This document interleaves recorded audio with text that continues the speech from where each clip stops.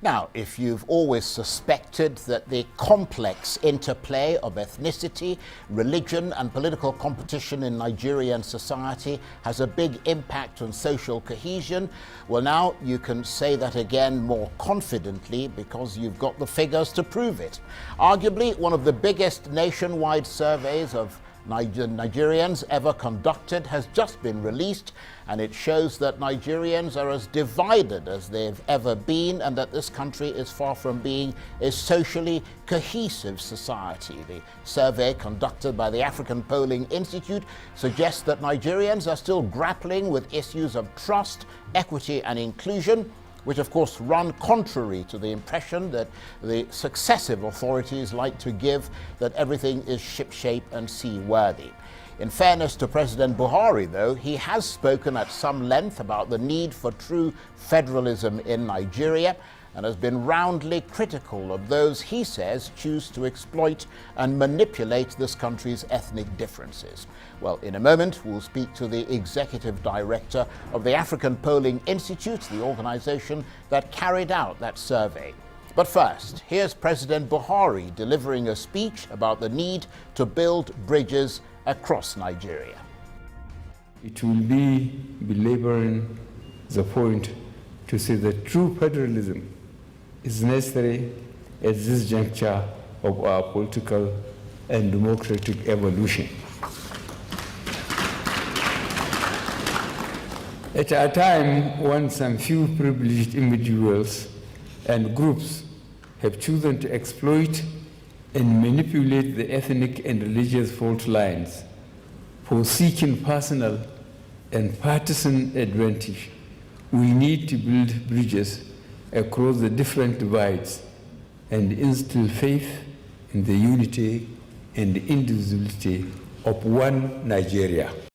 President Buhari there. Well, for more on that survey about social cohesion in Nigeria, I'm joined now in the studio by Bell Ihua, Executive Director of the African Polling Institute, the organization that conducted that survey. Thank you very much indeed for joining us. A massive job, I take it? Yes, indeed. A massive job, nationwide sample across the entire 36 states of the country. Several thousand people? Yes, indeed. Over 5,000 people we contacted across the country and scientifically collected. Yeah. And just tell us, first of all, what you understand social cohesion, or certainly the way you interpret it to mean, because obviously that's a big central theme of the survey. Yes, indeed. You know, this concept of social cohesion is not new. Simply put, social cohesion has to do with the willingness of citizens to cooperate on two fronts. One, to survive, and the second, to prosper. So there could be the survival element of Nigerians. We're together, we're surviving. But secondly, are we prospering? So the talk of a socially cohesive nation or society is one which encourages inclusion, which fights marginalization, fights exclusion, and allows an identity to thrive that is national above every other ethnic or religious divide. And is there a reason why you chose that particular topic and at this material time? Because I'm wondering how you decide what you're going to survey and how much that is influenced by political developments in the country. Yes, indeed. We are, if you will, the barometers of the nation, and our work is to feel the pulse of the nation at every point in time. And looking at the country at the moment, Africa Polling Institute thought it wise to conduct this study, this survey, which x-rays social cohesion in the country from the lens of 5 major indicators. So that's the indicator. Right. No, I'm going to get to that, but I'm just curious to know, you came up with a hypothesis, yes, did indeed. you, to say, well, from what we're hearing and just traveling around Nigeria meeting, I mean, you're Nigerian yes, yourself, indeed. meeting numerous people, we get the feeling that things are not as cohesive as they ought to be, and therefore we're going to carry out a massive survey in order to confirm that hypothesis. So when we go to the field all the time, and we just recently returned from the field, so we've been speaking to Nigerians on various subjects, but we think this is quite timely to run a survey of this nature and put it out so that policymakers can listen to what the survey is showing, advocates can listen, and everyone concerned about making Nigeria more united than divided should listen to what we have to say. Yeah, but why is it timely? That's what I don't understand. It's timely because if you look at the happenings in the nation, there are pockets of agitations here and there. There are pockets of sentiments. You know, if you look at the Southeast, the Biafra group is there. If you look at the Middle Belt, if you look at the West, all across the country, and we are not insulated from what is happening around us. As pollsters, our job should be to feel the pulse of the nation at every point in time. And this is one of those important issues.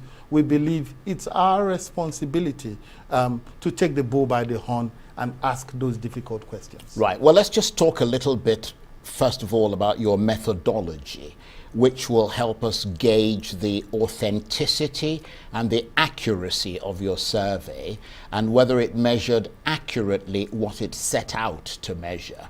You conducted face-to-face interviews with, I think, about 7,000 people, or just over 7,000, across the geopolitical zones and in languages they were familiar with. Is that right? That's right. That's right. So we conducted what we call a stratified random sample technique of interviews across the country. Put in a layman's term, stratified means the nation has to be broken down into stratas, into states, into senatorial districts, and samples proportionately selected across the country in every senatorial district to ensure that we have an even slice of the opinion of Nigerians across this country. And this is as fresh could be.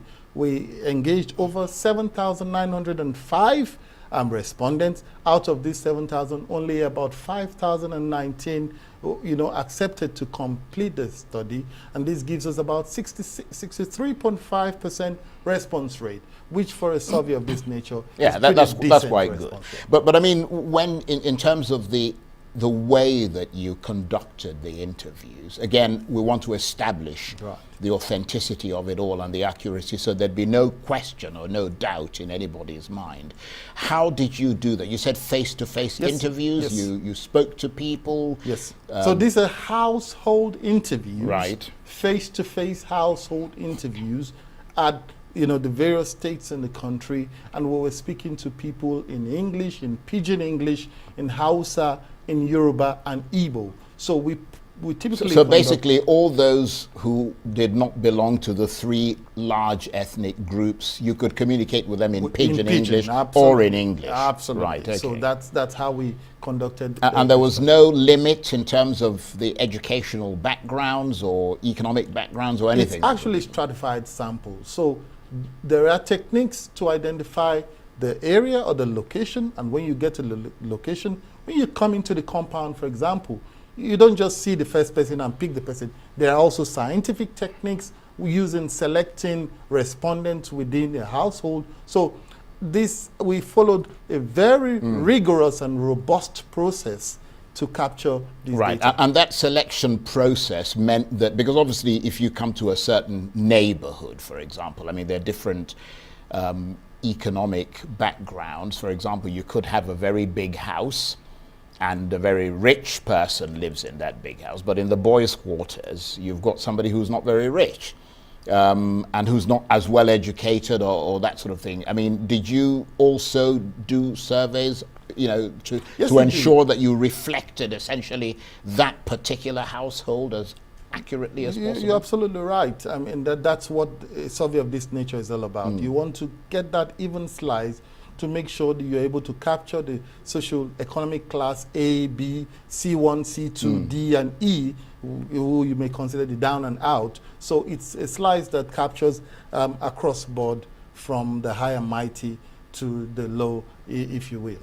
And you went into the rural areas, obviously. Yes, we went to the rural areas, we went to the urban areas. As a matter of fact, the idea is in every senatorial district, we'll identify the areas that seem to be the urbano, highbrow areas, the GRA. We also identify areas that are more or less rural, where we can get to the rural people. So it's a mix of urban, semi-urban, and rural. And did these surveys include government officials?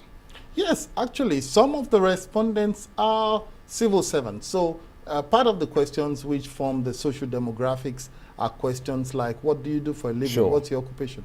So we have, yes, civil servants, we have professional workers, we have students, we have corpers, we have religious leaders, we have, so a good spread, a good even slice, as well as a good balanced gender. So Politicians? yes, indeed. Local politicians, market leaders, opinion shapers within the community, different strata of people.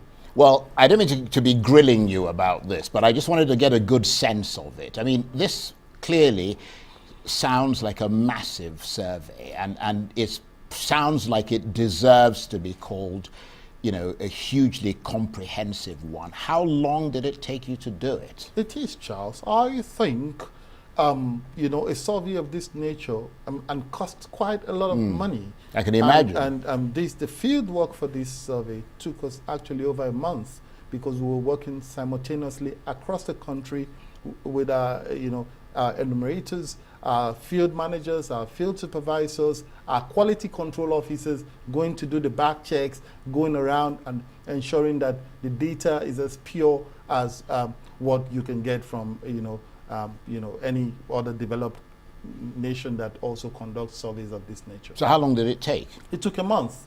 To complete the field work. Right. Took actually a month. Then, of course, we had to bring that back to the office, engage in some data cleaning, some data processing, began to do the analysis, and that also took some time, because you're trying to test variables, you're running statistical analysis, you're running coefficients, you're running deep statistical work like Cronberg alpha, Kolmogorov-Smirnov, some really, really great statistics we will have to conduct on the data to test for the validity, to test for robustness, to test for reliability, and all those tests have to be put in process before we bring out the result. Absolutely fascinating. We've set the parameters. We're now pretty sure that this went fine, and we'll come back and talk more about what you found in that survey. Stay with us. You're watching the Arise interview. Plenty more still ahead as we continue our chat with the Executive Director of the African Polling Institute. Stay with us. Welcome back to the Arise interview, where we speak to the newsmakers as well as ordinary people doing extraordinary things around the world and featuring the voices at the heart of the stories. I'm Charles Anyegolo. Now, as we mentioned at the outset, if Nigerians are serious about changing their country for the better and creating a more socially cohesive society that promotes inclusion, rejects marginalization, and provides opportunity for all, the government and people of this country had better stand up. And that is a matter of urgency, according to this survey, because it is one of the biggest surveys ever conducted in this country. Nigeria is most definitely not a socially cohesive society, according to that poll, and this is leading to a deepening of tensions across the land. Take a listen to one assessment coming from Nigeria's southeast region. Every sector of Nigeria's economy or administration, the commanding heights are denied Igbos. But in the areas where personal enterprise is required, the Igbos achieve all that you have described out of their own dint of hard work and ingenuity. You know that the Emir of Kano once went public saying... That's Lamida Sanusi. Yes, he went public saying that the conspiracy of the North and the Yorubas at the end of the war to marginalize Igbos from areas of political and economic control should really be revisited, because the bulk of the Igbo that this hate policy is visited on were not there during the war. And so it is unfair to do this.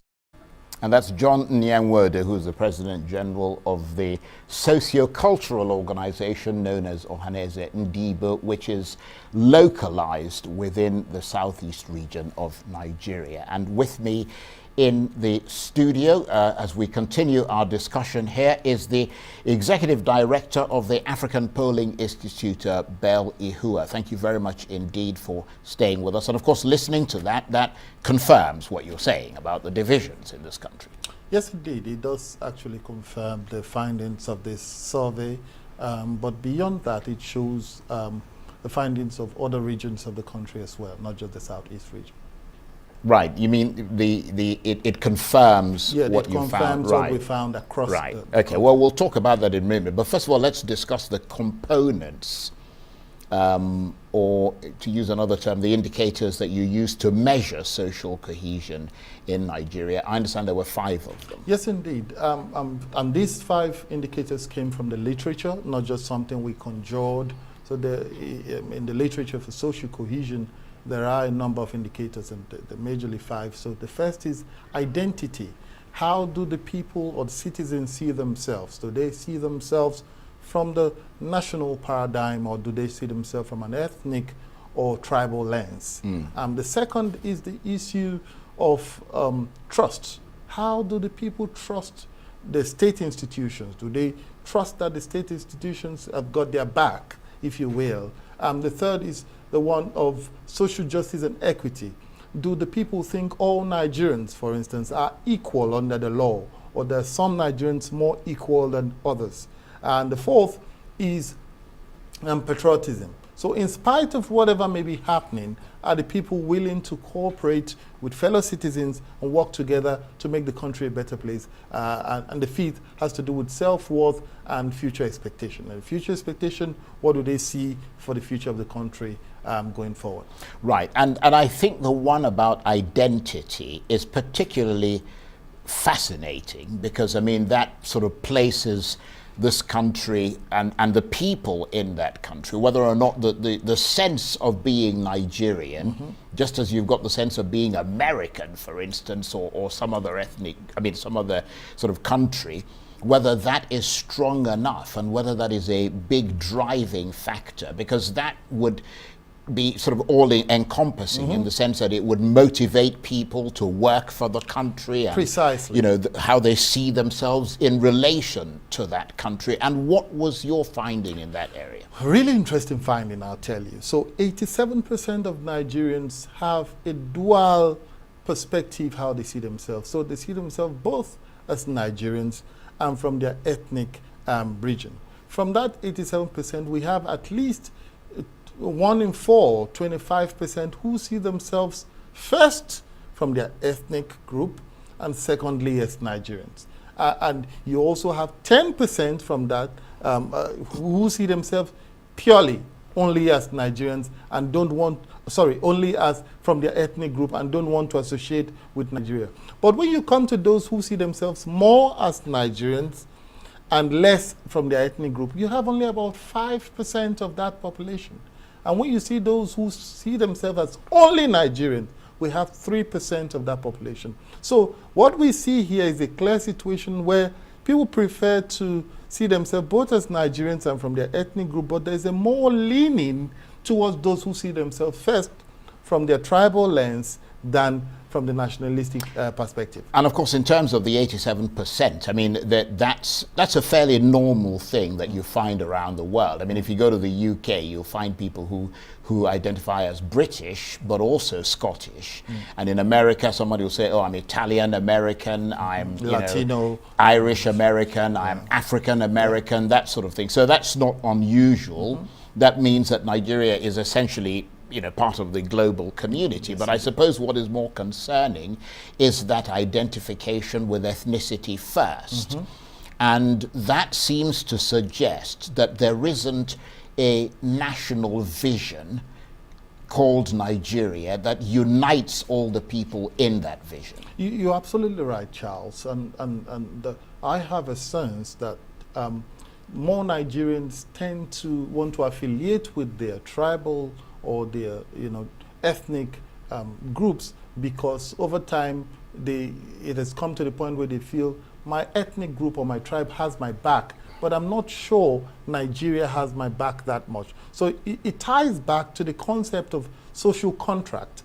If I am a responsible, law-abiding citizen of Nigeria, Nigeria as a country owes me certain responsibilities for that social contract to be balanced and effective. So what we see here is a situation where we're seeing more allegiance to ethnicity and tribe than to Nigeria the Nigerian dream. And I suppose it dovetails, or as we say in the business, segues nicely into the next component, which is equity and social justice, because it is in relation to equity and social justice that they see themselves as either identifying more with themselves as Nigerians or less with themselves as Nigerians. It does dovetail, and it cascades down to the issue of equity. So the main question under the equity is, do you think all Nigerians are equal under the law? And interestingly, 70% of Nigerians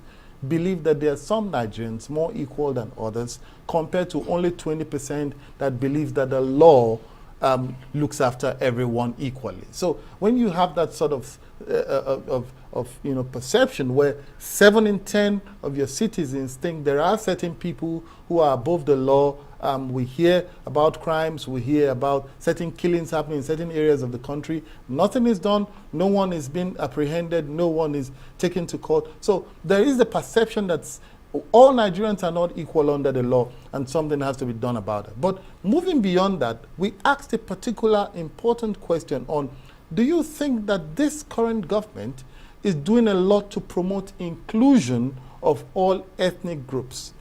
65% of Nigerians believe that the government has done poorly in terms of including all the ethnic groups. And is that 65% limited to a particular part of the country? No, across the country. I mean, Right. these are nationwide numbers I'm giving Sure. you. So 65% of Nigerians believe that, this government has not done enough to create a sense of inclusion, a sense of oneness for the entire country. And this is versus only 10% who believe that the government has done well in terms of promoting inclusion. Well, there's a wake-up call for the government. Now, patriotism was the other one. Yes, indeed. So 3 major questions on the patriotism. 1, are Nigerians willing to cooperate with fellow citizens in their communities to make Nigeria work? 73% of Nigerians said in spite of the hardship, in spite of the poverty, in spite of what they are experiencing, they are willing to work with their fellow citizens in their communities to make Nigeria a better place. But we move beyond that to also ask, if you were asked to be part of the political process, join a political party, be part of a political campaign, go out and cast your vote, would you be willing to do that to make Nigeria a better place?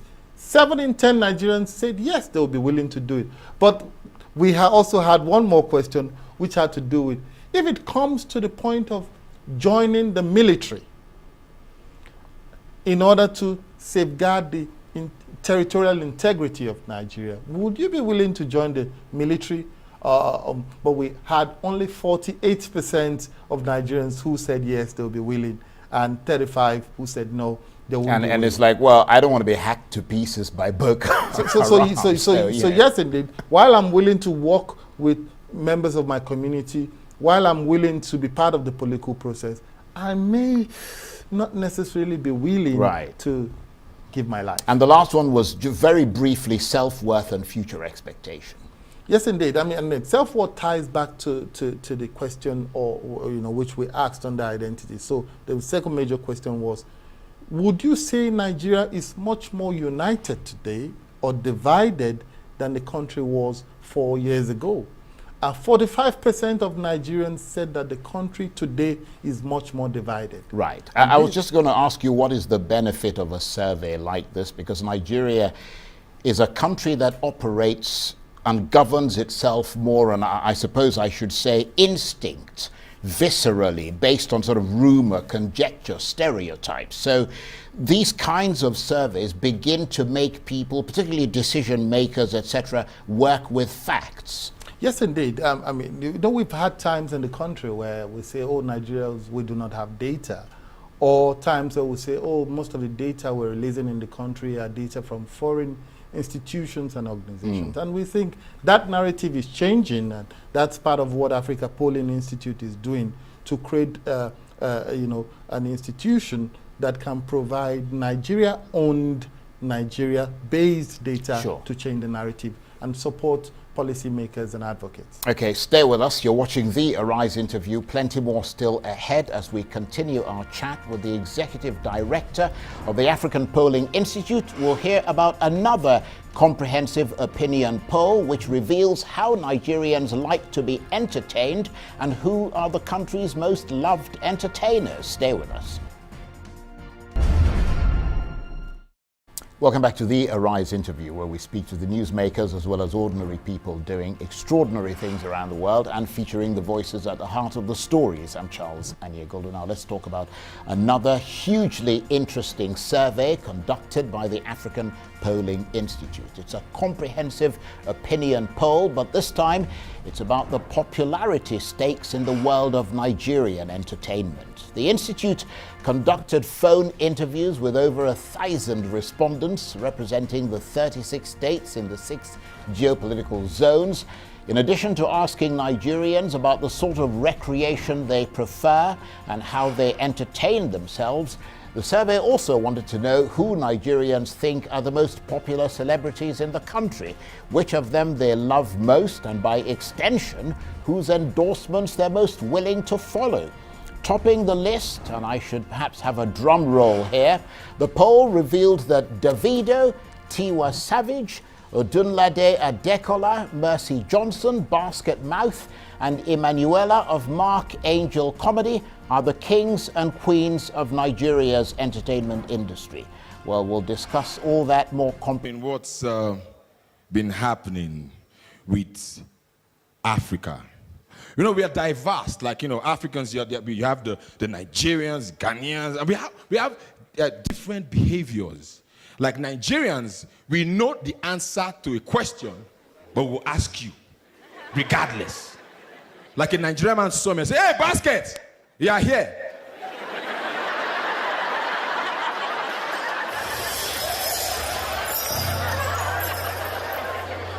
I said, "Yes." But sometimes I try to be sarcastic. When some people come, "Hey, Basket, so you are here." I said, "No, I'm sleeping at home." Try to be sarcastic sometimes, because some people can ask the most annoying questions, especially Nigerians. They will see you eating, they'll come to you and say, "Hey, Tunde, so you are eating?" Say, "No, I'm swimming, idiot." Give them a stupid answer. Just Tiwa Savage there. There was a big sort of, groove going on in the gallery there because they're all into her, but also Basket Mouth.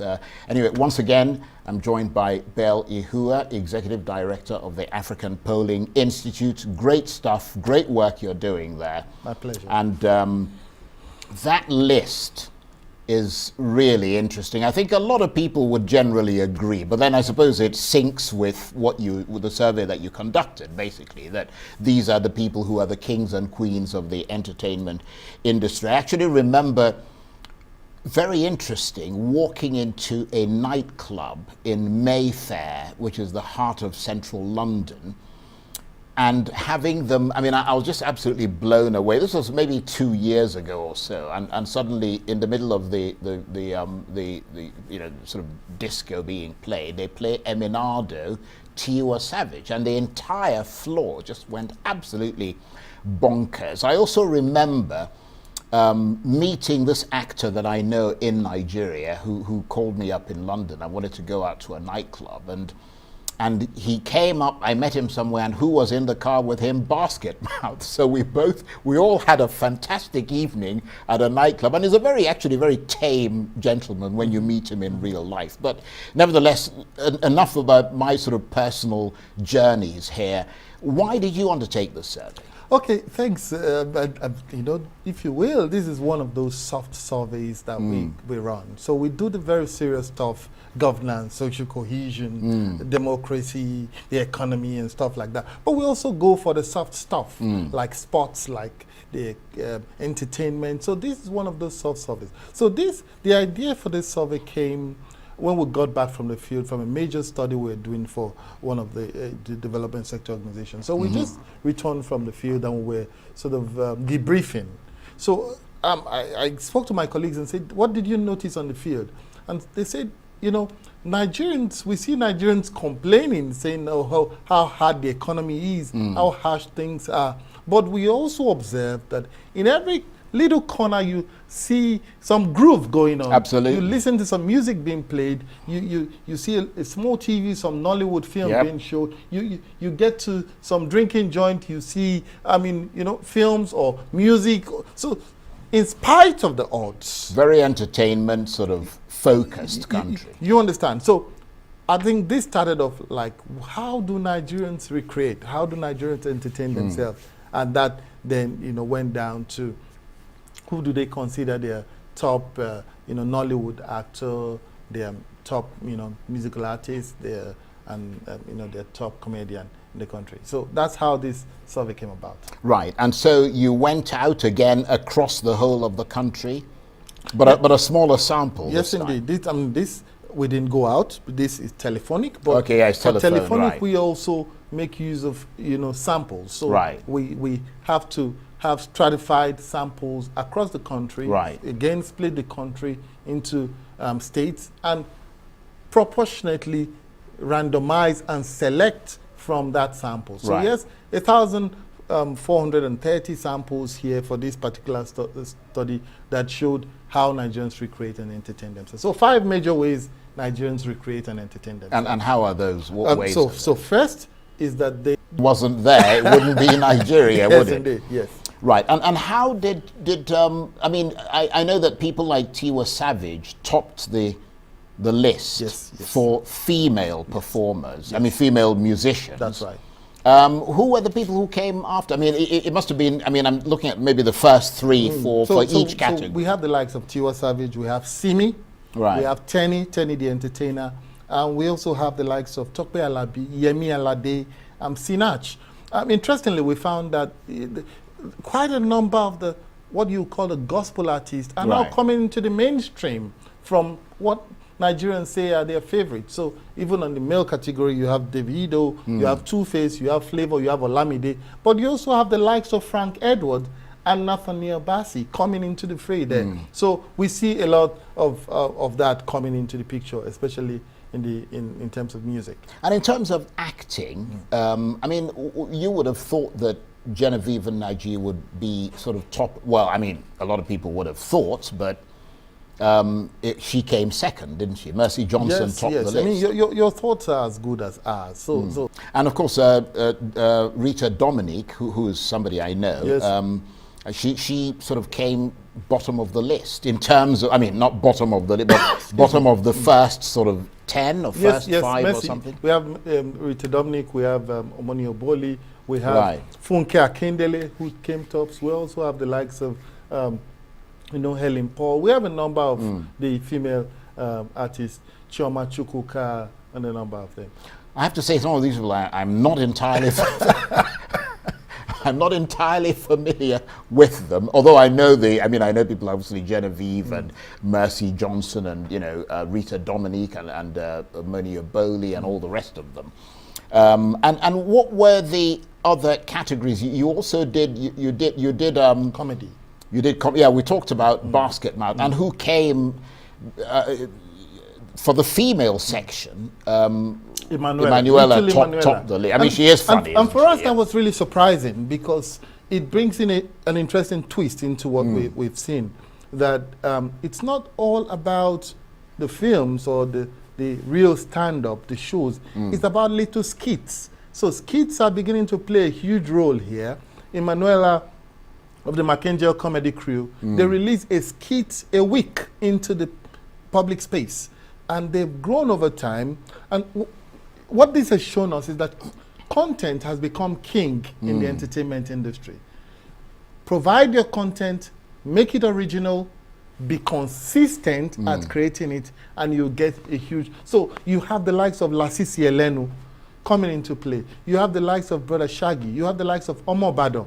These are people who came in through little skits, less than 1 minute skits, but with the consistency and putting that out there, they become very huge, having over 1 million followers on Instagram, for example, and the rest of that. And there's also a sense of balance there, isn't there? Because you've got those who are fairly new and sort of fresh, and then you've got those with a lot of longevity like Basket Mouth, but they clearly have not been forgotten. Yes. And they seem to have moved higher up the pecking order now. Yeah, so you still see the likes of even coming to music or coming to Nollywood, you still see the likes of Two-Face featuring strongly. Right, Two-Face. P-Square was there as well. And we observed that Nigerians still recognize P-Square as a duo. Yeah, which is quite interesting, yes, not isn't as it? Rude Boy or Mr. P. Very interesting. But if you also look at Nollywood, so you'll have legends like Peter Doche still featuring. Okay, let me ask you to hold that thought. Yes. We'll talk about it more in a minute. You're watching the Arise interview. Plenty more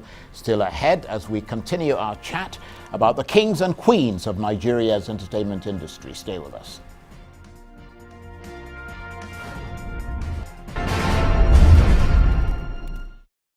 Welcome back to the Arise interview, where we speak to the newsmakers as well as ordinary people doing extraordinary things around the world and featuring the voices at the heart of the stories. I'm Charles Anye Golden. Now, a new public opinion poll on how Nigerians recreate or recreate, depending on which part of the world you come from, has been released by the Africa Polling Institute. It shows that it shows, of course, the list of artists considered to be the kings and queens of the country's growing entertainment industry. The poll tried to investigate how Nigerians entertain themselves, and it revealed that the top 5 ways are by watching movies, listening to music, resting and or sleeping. I didn't know that was entertainment. And hanging out with friends, and also getting involved in religious activities. In addition, the poll also showed that Davido, Tiwa Savage, Odunlade Adekola, Mercy Johnson, Basket Mouth and Emanuela of Mark Angel Comedy have been identified as those on the top of the pecking order of Nigeria's entertainment industry. Well, for more on that poll, I'm joined once again by the Executive Director of the African Polling Institute, Bell Ihua. Thank you very much indeed for staying with us. You've given us a considerable amount of time and we appreciate it. But then we've given you a considerable amount of time as well. But I mean, talking about the entertainment industry and the survey that you conducted, very comprehensive, very instructive. One of the things that you mentioned that stood out is the fact that there are lots of regional artists who are popular in particular regions, but who are not necessarily known very much on the national stage. Yes, indeed. There are some of them who are known. There are some who are not known. So Adekola, for example, started out as a Yoruba, actor, but gradually came into the fray. You also have Ali Nuhu, who started out mainly as Kannywood in the north and came into the fray. But what we found out is that across board, with the comedy, music, or Nollywood, you have these local artists in various, for example, you have the Kano cluster, you have the Enugu cluster, you have the Lagos cluster, you have the Port Harcourt cluster, some of the clusters where you have, creatives doing their thing unaided by government, just walking off bootstraps and doing their thing. But I would imagine that clusters like the Lagos cluster would be much more representative of a national sort of perspective. I would say that the Lagos cluster, more so than the other regions. the Lagos cluster may be considered the largest cluster. Right. But then, in terms of acceptance, these clusters have their local and regional. Yes, I see what you mean. So for example, in Kano, we have the likes of Sani Danja, Ali Nuhu, Adam Zango. These are male Nollywood guys. You also have the likes of Miriam Abdullahi. A number of them, quite Fatih Niger. As a matter of fact, we didn't know these guys, but when the name started coming, we had to go research and went online, went on YouTube and found their skits or their videos. So yes, we had really regional. Then you come to the southeast, for example, the Enugu cluster, that's quite huge in terms of Nollywood. You find that there's a huge interest in the works of people like Chinweta Alago. He has this sort of funny way of repeating several things time and time again. He can say Ovoko and stuff like that. And it resonates quite well with the people in the region, that they love him for that sort of art and respect him for that. And we were talking before we went on the break about the slightly more resilient guards, let me put it that way, the likes of Basket Mouth, and in the acting area, people like Nkem Owo, still very popular, as you said, Peter Doche, Ramsey Noah, RMD. Sorry? RMD, Richard Moffett Damijo. Jim Ike, Desmond Elliott, these are all people who made it into like the first 10, I suppose. Yes, and Liz Benson, the likes of Liz Benson. So what we found is that at the grassroots, especially at the local levels, many Nigerians do not necessarily have access to watch the big, the newer movies on DSTV or on the big online platform. So there's still a lot of recycling of the older movies at the villages and towns. I'm just going to ask, do we have another clip? Yeah, let's just play that clip and then we'll keep chatting. Hi, children. Yes, Auntie. Are you happy? Yes. Okay. Last week, we talked about singular and Plural. singular and Plural. singular and Plural. singular and Plural. singular and Plural. singular and. Plural. What is wrong with you people today? Do you want to do something else? Yes. Okay, so Jess, what do you want us to do together? Okay, Motula. Let's go play the sick. No. Okay. Chukwemeka. Auntie, let us go and play fire on the mountain. No. Auntie. Okay, Manuela. Auntie, let us go and brush your teeth. Hey! Do you have one Nigeria? One Nigeria. Yes, who's that? Sadebo International. Open the paper to the page 21 or so. It's about a guy that killed his mother. Hey! And what is it now? Do you have Tojubole? I'm looking for a job, sir. You need what? Job. You can drive a car. I can drive anything. You can drive my car. I can drive trailer. What about Ronkota? It's not a Ronkota. Hello, yeah, you both stop this rubbish. What is this? This is my new driver. Eh? Something is under his clothes. Papa? What are you going to do? I beg you, borrow me 3,700. I'll give this back, man. I'll give you next week. Look me now, look me. Oh, don't want that you. Okay, and that's some of the people who made it into that survey by the African Polling Institute, and their executive director is with me, Bell Ihua. And you were saying something just a minute ago. Yes, indeed. I was saying, and these guys are working off bootstraps. They're working, doing this themselves with very little support. And but I mean, it's interesting, isn't it, that the Nigerian creative industry, without that support, has continued to grow geometrically. Yes, indeed, and we see a trend where it will continue to grow. So PwC, I think, released a report in 2017 or 2018. That's the accounting firm. Yes, and stating that the industry brought in about $18 million, I think, and projected that within the next few years that may hit almost about $60 million, just bringing in annually. And so, what is happening is, in spite of, not with the support of, government. So, and you could get a lot more. Our Nollywood currently is considered the second largest in terms of production of movies on a yearly basis, and that over 2,000 movies shot in a year. And that goes to tell you how the growth is happening, and we see this growth trajectory going further. Well, Bell, you're an absolute bell. Ding-a-ling-a-ling. Well, thank you very much indeed. We appreciate your coming in, and we appreciate your availing us of the comprehensive work that you're doing there, and keep doing it. Bell Ihua is the Executive Director of the African Polling Institute. Well, that's it for this edition of the Arise interview. Join us again for a fresh edition tomorrow. From me and the entire team here in Abuja, bye-bye, and thank you for watching.